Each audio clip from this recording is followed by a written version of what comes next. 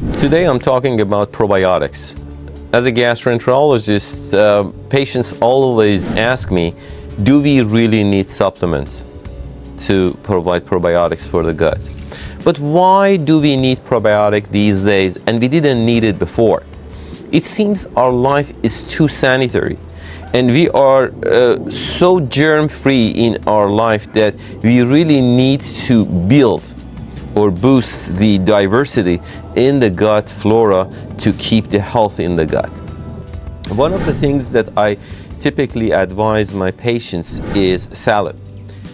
The components in the salad that are helpful, it's not only the vegetables, that even though they are washed, they still carry a lot of germs on the surface that are helpful to your gut.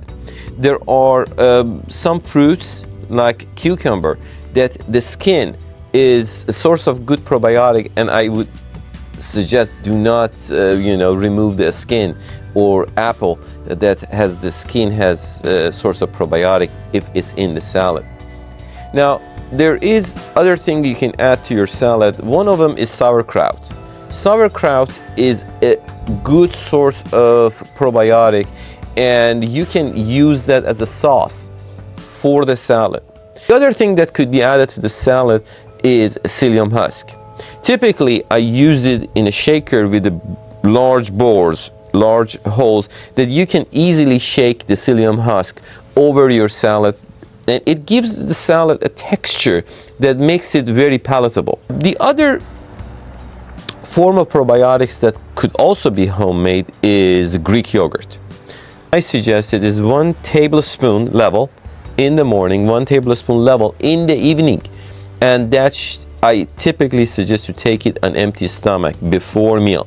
Now, psyllium husk could be added on top of this, and you can have a pinch of psyllium husk, add to the top of the yogurt and put it in the mouth. Some people don't really like taste of yogurt. You can add something sweet on top, like a little bit of honey on top, a piece of jam or a piece of dates could be added on top of this, and this creates a very good source of probiotics and also prebiotics when you use it. There are other forms of homemade probiotics that could also be used. If you are familiar with kimchi and you can tolerate the taste of it, it's a good source of probiotics. Miso, it's fermented soy, could be used as a sauce and it's another good source of probiotics. Kombucha is another good source of probiotics, and kefir is also a good source of probiotics.